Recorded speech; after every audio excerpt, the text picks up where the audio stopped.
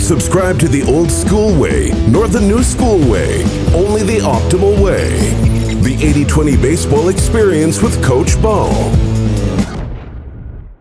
Hello everyone, this is Coach Bo with 80-20 Baseball. I put this episode together to give you a quick look into what 80-20 Baseball and myself are all about.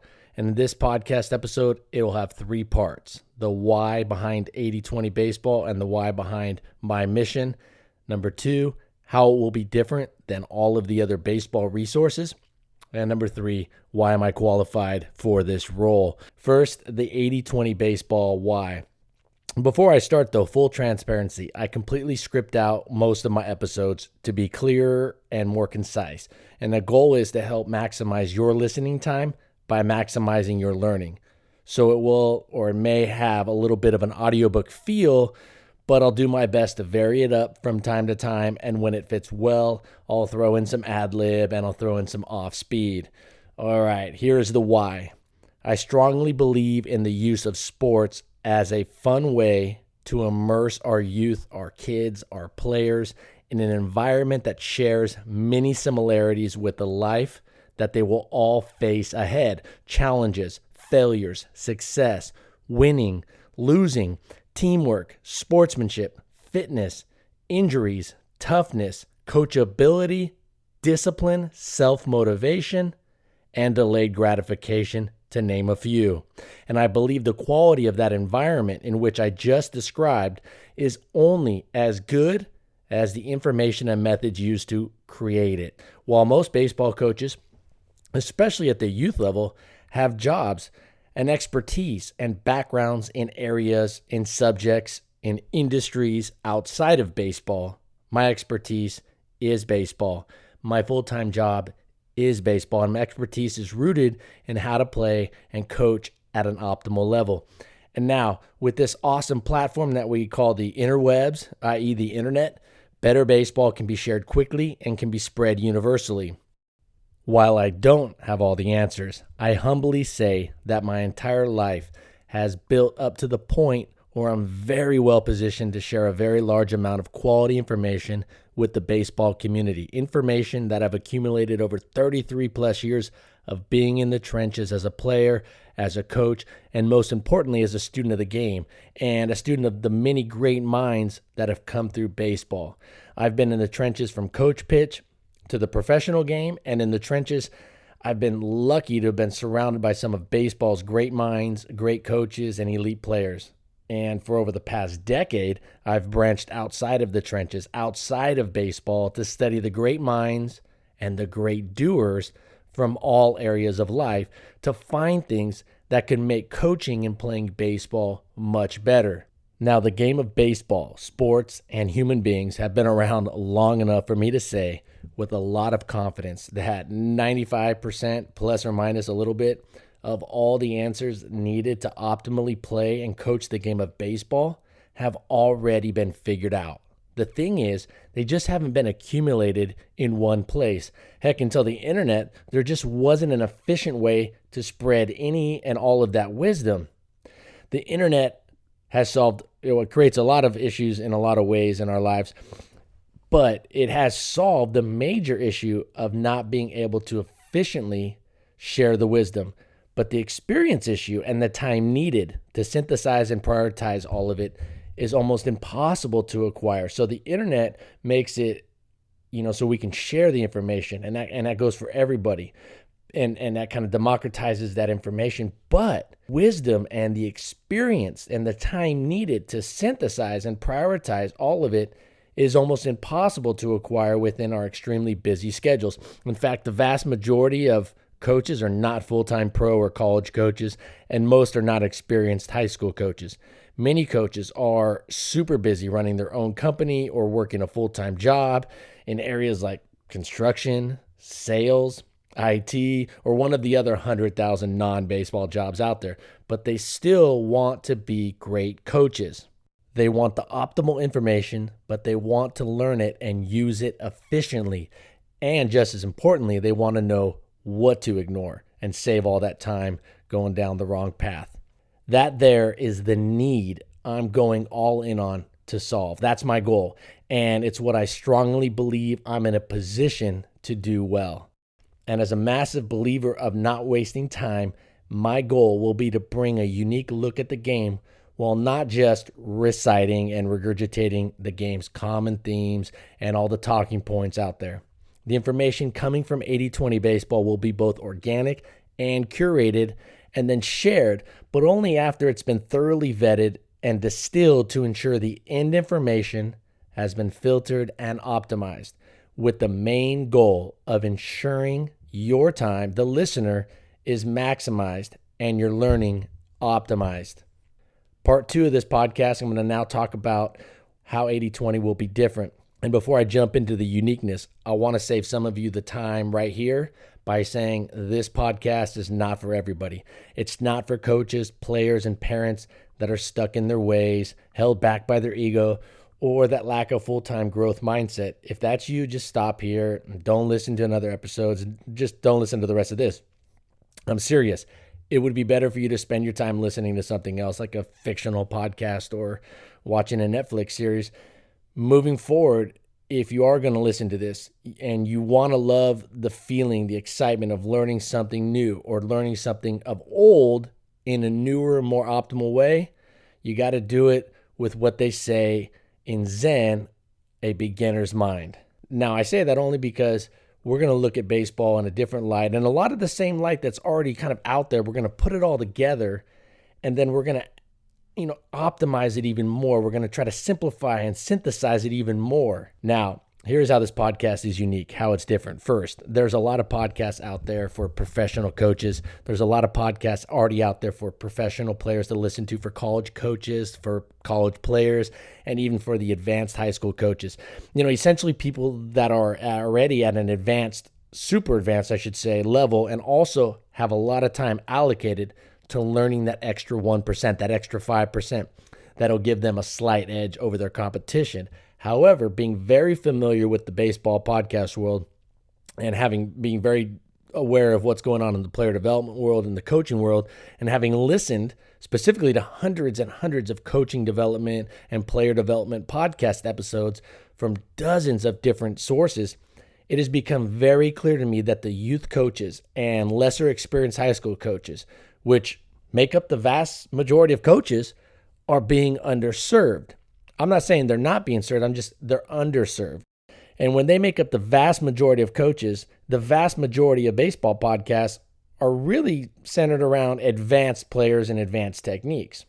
In other words, the majority, like I said, of podcasts when it comes to baseball training and baseball development and how to best coach baseball are mainly centered around advanced topics, which are at a minimum relatively useless to youth coaches, and worse, they can distract youth coaches from what they specifically need to learn and do to be successful.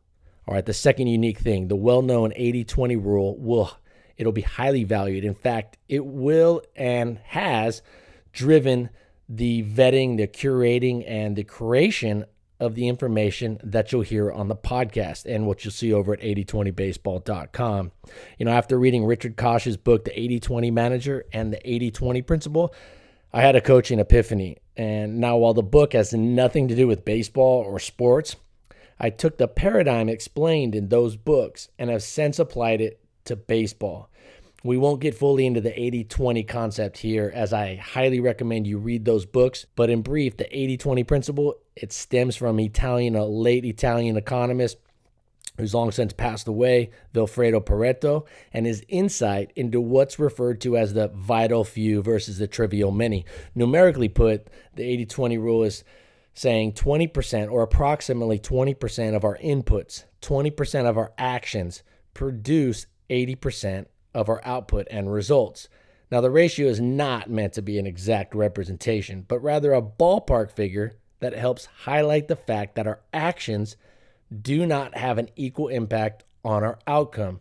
The goal of baseball, most simply put, is for a team to score as many runs as possible while preventing as many opponent runs as possible. And those two overarching goals dictate and direct how we plan and set up our training routines and practice. And the 80/20 rule will dictate that everything we do as coaches and players must first start with the question, With the team's finite practice time, with our team's finite practice time, the finite training time, and the finite scrimmage time that we have, what skills, what training drills, what activities, what type of training environment will produce the largest positive impact towards those two aforementioned overarching goals, producing and preventing runs. And you could even throw in there creating an optimal team culture. In other words, what are the most important things to emphasize and allocate time towards? And on the flip side, what skills, what events, what techniques, what actions should be limited or ignored altogether? Heavily practicing the vital few things and limiting or removing the many trivial things. Don't be an average coach of all trades. Be a master of the major needle-moving things. Prepare your team to be masters of the main things. That will really help your team as measured by the scoreboard and, like I said earlier, the quality of the team culture. Once you fully understand the 80-20 principle, the 80-20 paradigm becomes a very exciting and necessary way to go after your training, and in fact, to really go after life. This is something that just really can help your life a tremendous amount. It gives you a really kind of a quantifiable way to look at, prioritization. Number 3, the next way in which the podcast, the 80-20 baseball, will likely differ is our big picture plan. And that is to bring you the optimal way, to find and share the best ways to coach and play baseball. We will not stubbornly be anchored to the old school way, and definitely not naively be anchored to the new school way. No partisan baseball here. No time for that nonsense here. No time for egos. We only have time for better baseball. And I'm glad you guys are along for the ride. At 80-20 baseball, it will never be about your way or my way or so-and-so's way. The goal is to find and share the optimal way.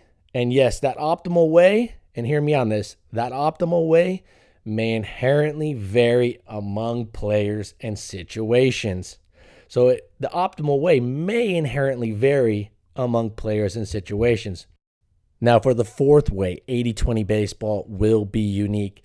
It is how we are going to infuse the best wisdom from across a multitude of disciplines with the goal to exponentially grow the wisdom of the baseball community, or at a minimum, to give well-known and useful examples from other parts of our lives to help better clarify the game of baseball. I look at it like this. Why stop at the great Augie Garrido when you can jump over to Wooden, Bob Ladouceur, Bob Hurley Sr., Dan Gable, Dabo, Steve Jobs, Jocko, Bill Campbell, Eckhart Tolle, Peter Drucker, etc., etc., etc.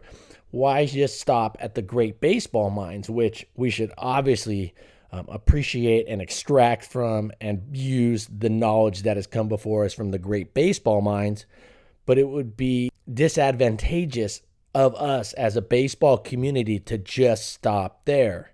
And I think you can learn and we can transfer so much wisdom from other areas that hasn't quite yet been infused into baseball to make baseball better in terms of coaching it and playing it.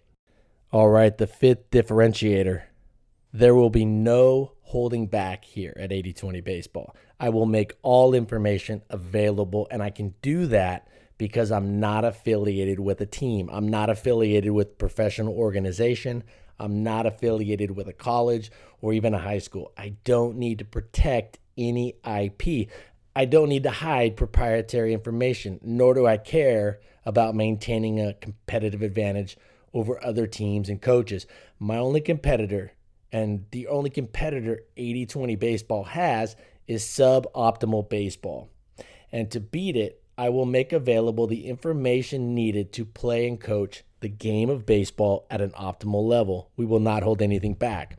Number 6, and lastly, I'm aiming to give the baseball community a consumer report type resource.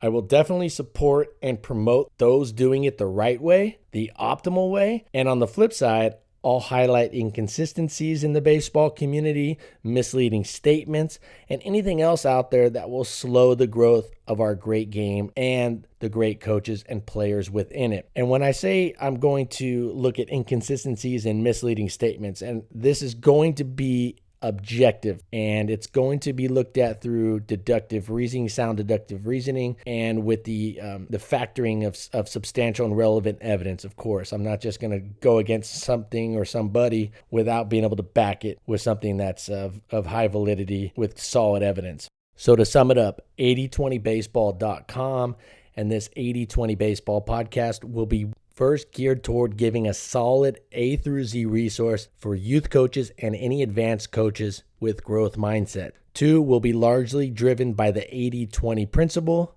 3, it will be non-partisan, no old school, new school stuff, only the best and only the optimal way.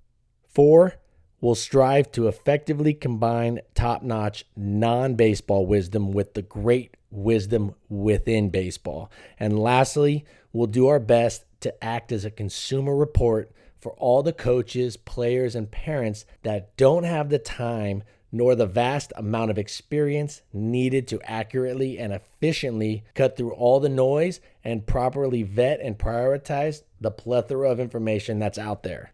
Now, for part 3 of the episode, but before I quickly go into that, let me say this. No matter what somebody's resume says, let their work, their content, what they produce, be the real deciding factor as to whether they're a worthy resource or not. With that said, here is my on-paper resume. I'm going to go through this real quickly. I got 33 plus years of baseball experience, dating back all the way to 1986.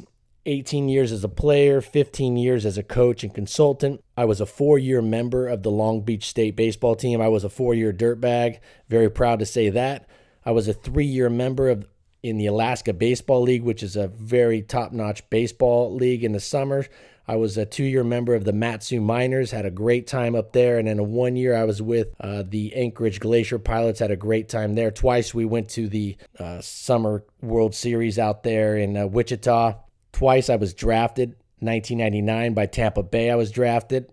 And in 2003 I was drafted by the Cleveland Indians. And I played in the minor league system for parts of 3 seasons. And I learned a lot about the professional game from within. After that, I finished up. I had my bachelor's degree in physical education. I got my master's degree in education.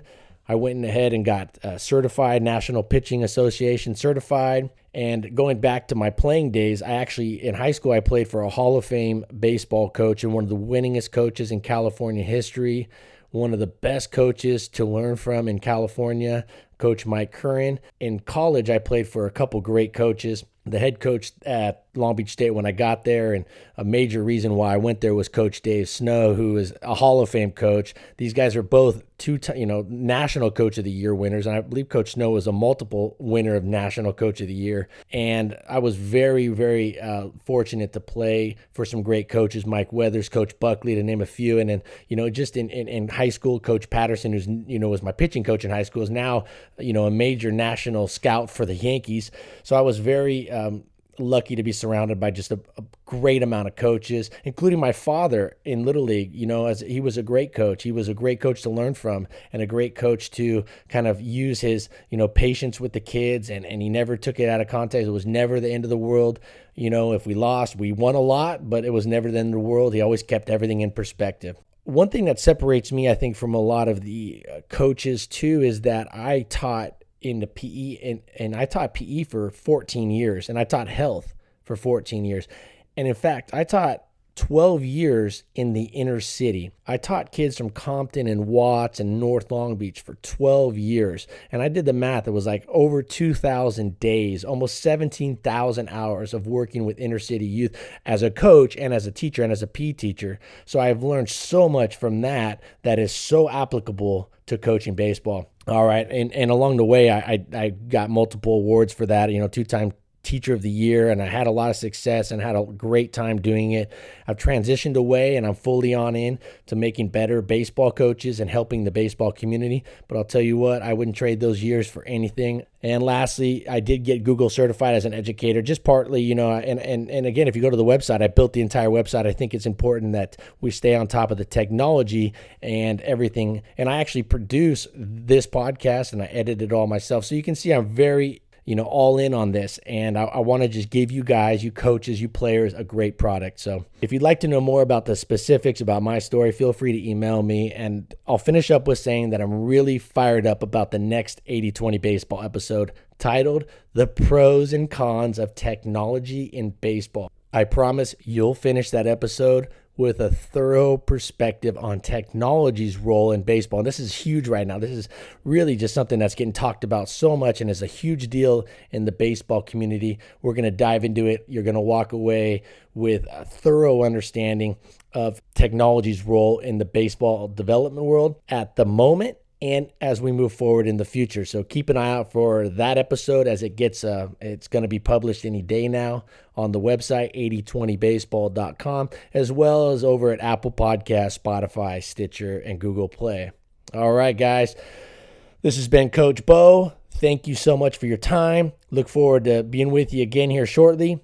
Take a look at all the other episodes that I got out already. Take good care of yourself. Adios. This has been the 80-20 Baseball Experience. This is a really good team, and so you have to earn everything you have against them and take opportunities when they present themselves. Take it to the field.